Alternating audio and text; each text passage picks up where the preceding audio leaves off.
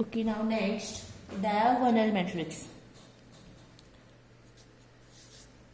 7 is a diagonal matrix. ગુજરાતીમાં કહેવાશે એને વિકર્ણ શ્રેણિક. ઓકે, તમને ખ્યાલ આવી જશે ડાયાગોનલ મેટ્રિક્સ. આપણે ડી થી એને રિપ્રેઝન્ટ કરીએ.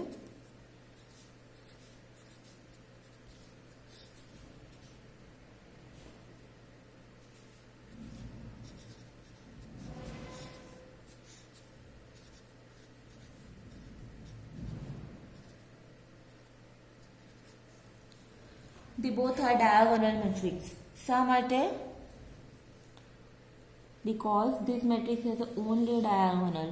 All the elements except the diagonal are 0. It is also very important matrix. So શું છે definition આની? A square matrix in which all the entries except main diagonal are 0 is called diagonal matrix. Again I repeat, a square matrix in which all the entries except the main diagonal are 0 is known as a diagonal matrix. ગુજરાતીમાં કહીએ તો જે ચોરસ શ્રેણિકમાં diagonal સિવાયના બધા જ ઘટકો શૂન્ય હોય તો એને કહેવાશે ડાયાગોનલ મેટ્રિક્સ. બરાબર છે? હું તમને આપણી નોટ્સ બતાવી દઉં. આ નોટ્સ મેં તમને મોકલી દીધી છે. 200-5 તો એ ડાયાગોનલ છે. 100-0-100-0-1 આમાં પણ ડાયાગોનલ સિવાયના બધા જ ઘટકો શૂન્ય છે એટલે એ 0 છે. Again now next matrix 6-4-0-8. We have only a diagonal element. All the elements are 0. Now 0-0-0-0. This is also a diagonal matrix. Huh?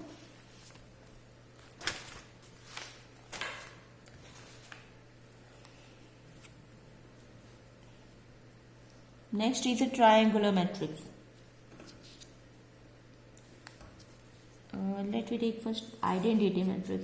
Identity matrix. It is also very important. Identity matrix is represented by capital I. Okay. So let me take one example. I2 1-0-0-1 is a diagonal matrix. I3 1-0-0-0-1-0-0-0-1. Okay, now they both are a identity matrix. So, any definition શું થશે? Obviously, they both are diagonal matrix. So you can say that a diagonal matrix having all diagonal entries are 1 is an identity matrix. અને diagonal matrix નો તમારો ઉલ્લેખ ના કરવો હોય તો you can simply say a square matrix in which all the diagonal and main diagonal entries are 1 and other entries are 0. Then it is identity matrix. Okay? જે ચોરસ શ્રેણિકમાં મુખ્ય વિકર્ણ અગ્રવિકર્ણના બધા જ ઘટકો 1 હોય અને બાકીના બધા ઘટકો 0 હોય તો એને કહેવાશે આઇડેન્ટિટી મેટ્રિક્સ.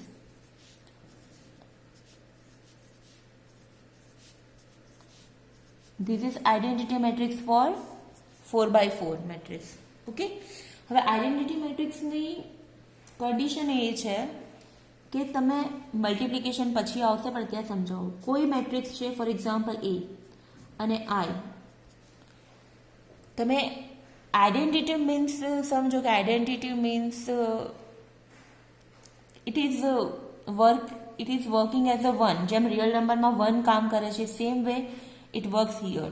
For example, આપણને ખબર છે 5 into 1 is 5, -9 into 1 is -9. So 1 is an identity. Okay, we can multiply any number by 1 and we will get the same number again. Okay, we can multiply any number by 1 and finally we will get the same number. એટલે 1 સાથે તમે કોઈ પણ નંબરને multiply કરો. Okay, આપણને finally same number મળશે. Okay, 5 ને 1 સાથે મલ્ટીપ્લાય કરો 5 મળશે, -9 ને 1 સાથે મલ્ટીપ્લાય કરો -9 મળશે. સો सिमिलरली आइडेंटिटी मैट्रिक्स की एक प्रॉपर्टी है कि अगर हम उसको मैट्रिक्स को I से मल्टीप्लाई कर सकते हैं तो we will get the same matrix again. Okay, कोई मैट्रिक्स सपोज 1 प्लस बी है और बी को आई से मल्टीप्लाई करो तो we will get same matrix again. So it is the property of identity matrix.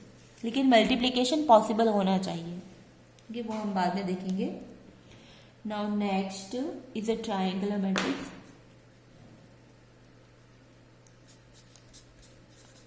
Triangular matrix.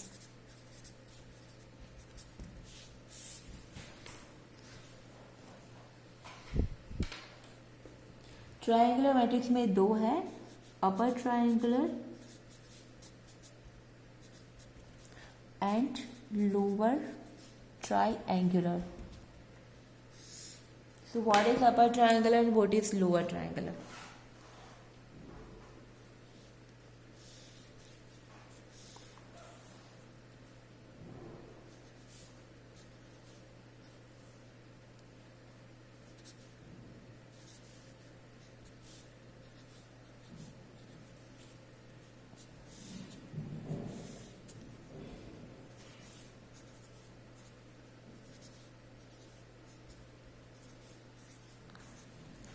Next triangular है, means obviously वो square होने चाहिए.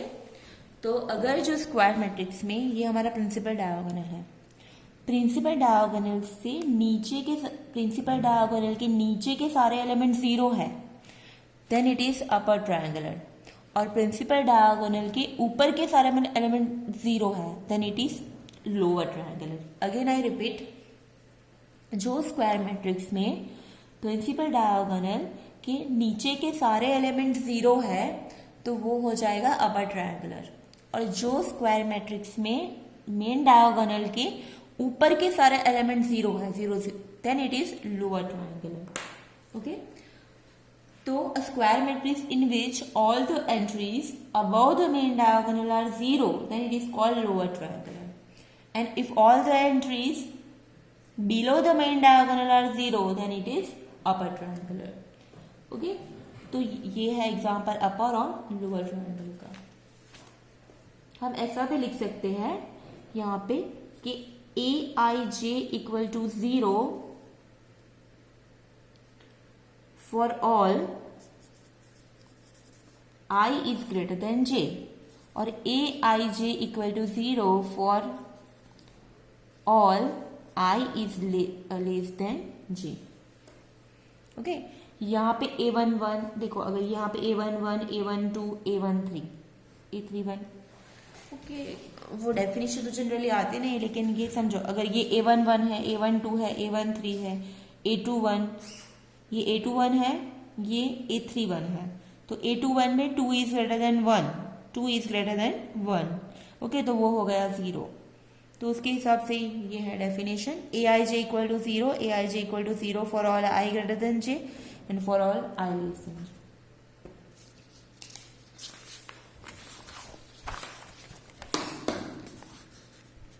अगर और एग्जाम्पल देखें तो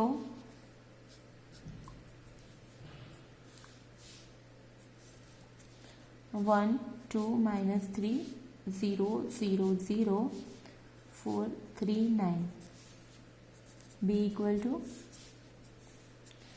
7 3 -2 0 0 0 4 2 -9. So now in this example, यहाँ पे ये this is upper triangular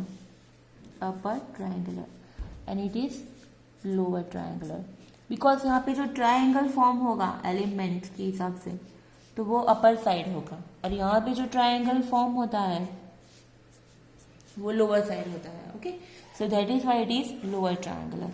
upper triangular में मेन डायगोनल के नीचे के एलिमेंट जीरो होते हैं और लोअर में मेन डायगोनल के ऊपर के एलिमेंट जीरो होते हैं. Okay, now next, determinant of a square matrix.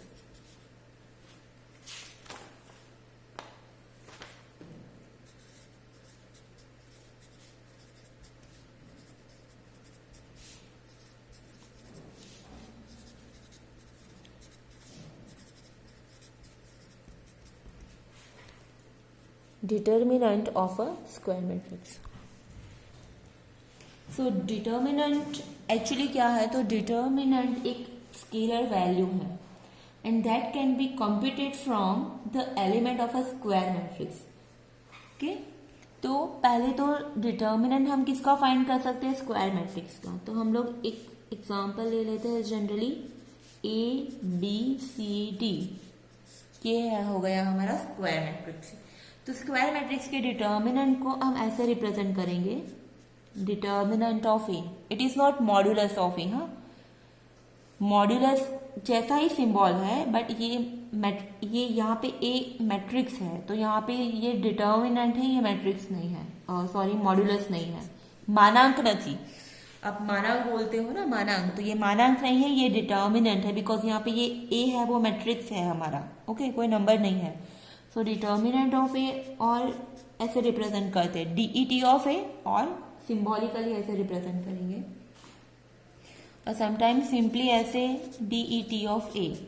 तीनों उसके सिंबल है. तो determinant of square matrix is represented by, उसको सॉल्व कैसे करेंगे, ये दोनों का मल्टीप्लीकेशन माइनस ये दोनों का मल्टीप्लीकेशन. मतलब पहले प्रिंसिपल डायगोनल के एलिमेंट का मल्टीप्लीकेशन करो AD माइनस सब्सिडरी डायगोनल के मल्टीप्लीकेशन करो, तो B into C. So AD minus BC is a determinant of second order matrix. For example समझो हमारे पास डिटर्मिन A इक्वल टू है 2, 9, 4 माइनस 3. ओके, तो डिटर्मिनेंट उसका क्या हो जाएगा, उसको पहले हम ऐसे डिटर्मिनेंट के फॉर्म में लिखेंगे 2, 4, 9 माइनस 3. ओके, ये मैट्रिक्स है और ये डिटर्मिनेंट है. यहाँ पे बस दोनों स्ट्रेट लाइन लिखनी है, और यहाँ पे हमें बॉक्स जैसा बनाना है, वो डिफरेंस है दोनों में. तो इसकी वैल्यू हो गई ये दोनों का multiplication 2 into minus 3 minus 6 minus 9 into 4 36. तो ये हो गया minus 42. So the value of the determinant of this matrix is minus 42. So this is the determinant of a second order.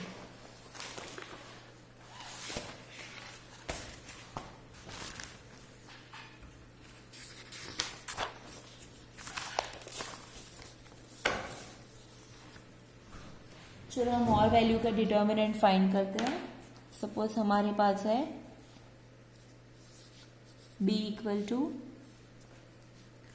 3, 2 minus 8 0. तो 3 इंटू इसका डिटर्मिनेंट वैल्यू क्या होगी, determinant में लिखो 3, 2 minus 8 0. 3 into 0 0 minus 8 into 2 minus 16. So minus minus हो गया plus 16. Next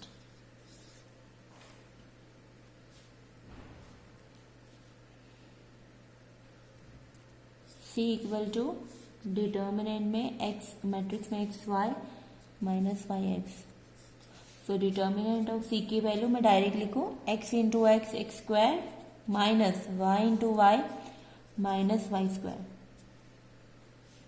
so ये हो गई finally X square plus Y square. So X square plus Y square is a determinant value.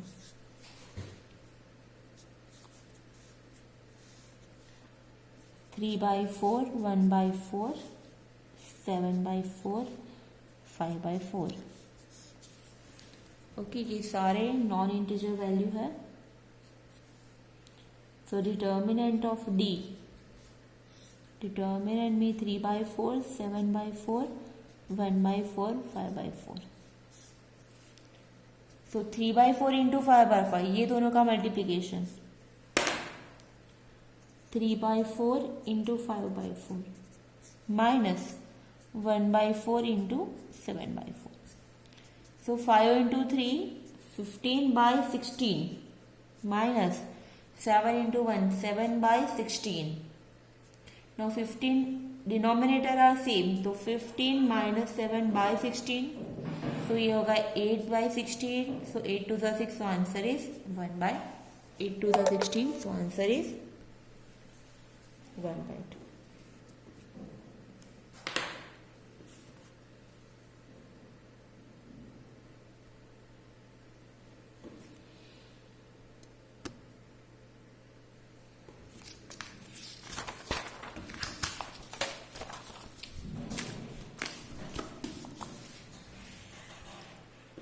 Now second order determinant के कुछ example देख लेते हैं हम लोग। हमारे पास है solve equation x - 2 4 3 x + 2 = 0। Now we are given the determinant value is 0। अब यहाँ पे हमें इन दिस एग्जाम्पल हमें डिटर्मिनेंट की वैल्यू नहीं फाइंड करनी है। We have already the determinant value is 0। हमें क्या करना है, इसको सॉल्व करना है। इट मीन्स कि ये एक इक्वेशन है समझो, और इक्वेशन सॉल्व करना मतलब क्या, उसमें जो अननोन है उसकी वैल्यू फाइंड करना है। और यहाँ पे हमारा अननोन क्या है, x है, तो हम यहाँ पे x की वैल्यू फाइंड करेंगे। तो कैसे, डिटर्मिनेंट 0 तो हमें दिया गया है, तो डिटर्मिनेंट को सॉल्व करते हैं। ये दोनों का मल्टीप्लीकेशन x + 2 x - 2 माइनस ये दोनों का मल्टीप्लीकेशन 12 = 0। ओके ना, हमारे पास वो फॉर्मूला है a + b a - b, क्या हो जाएगा, a² - b²। ओके, ये फॉर्मूला आपको याद होगी शायद, a + b a - b, वो क्या हो जाएगा, a² - b²। Okay, so from that we can write x² - 2² that is 4 -12 = 0। so यहाँ पे हो जाएगा x² - 16 = 0। so this implies x² = 16। so x की वैल्यू क्या मिली हमें, ±4। x is +or-4। so हम लोग ऐसे इक्वेशन भी सॉल्व करेंगे, बाकी के आप एक्सरसाइज में सॉल्व करना, एक्सरसाइज और असाइनमेंट में से।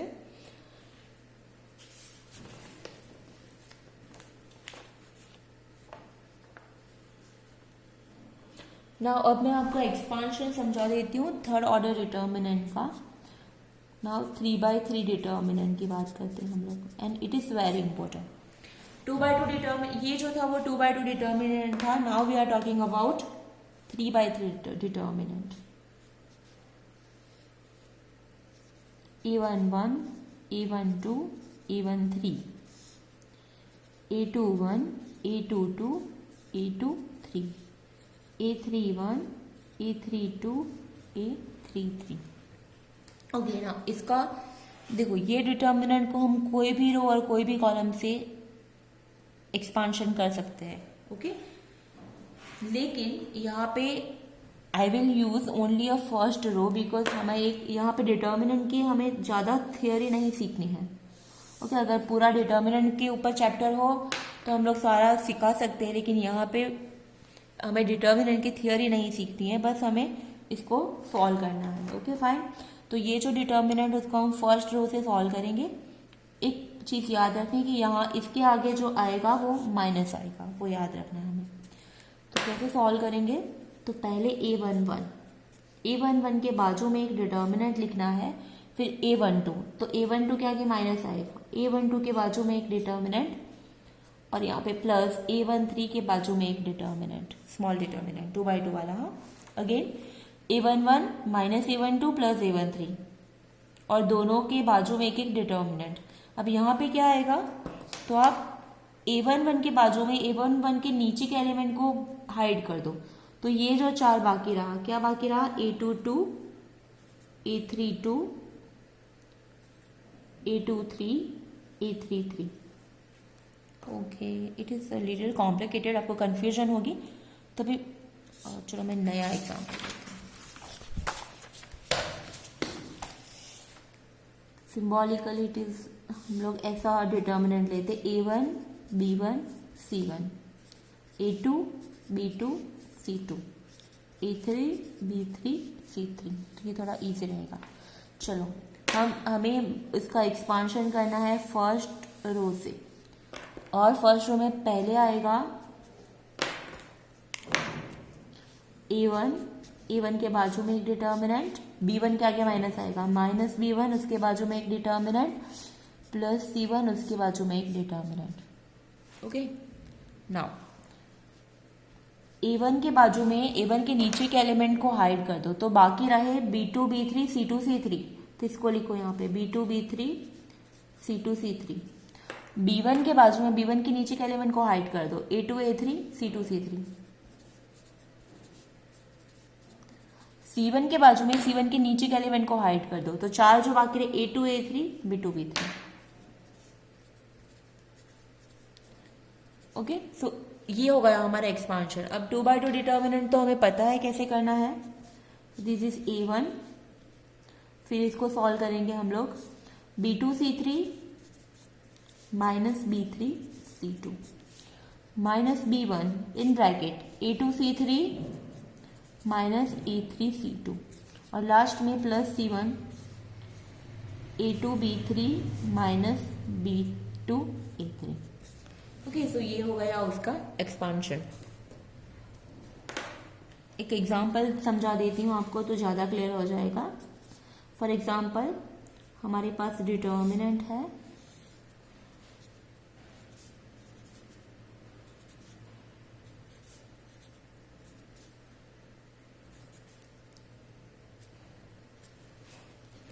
ओके, तो इसको कैसे सॉल्व करेंगे, तो हम फर्स्ट रो से कल सॉल्व करेंगे हम।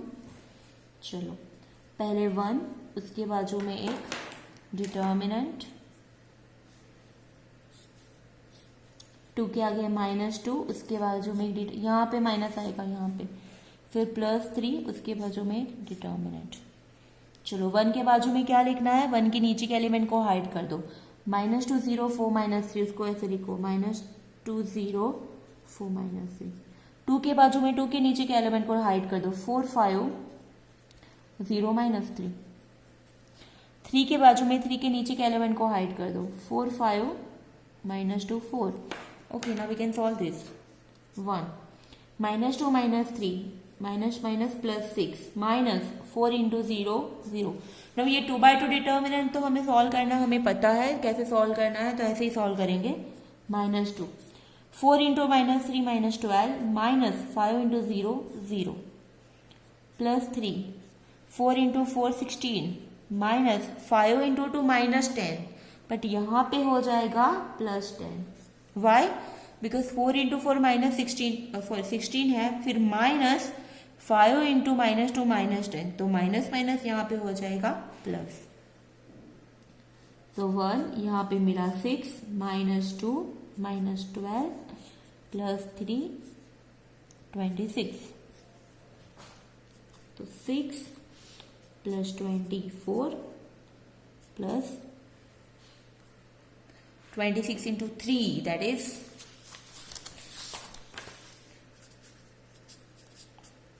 78. So final answer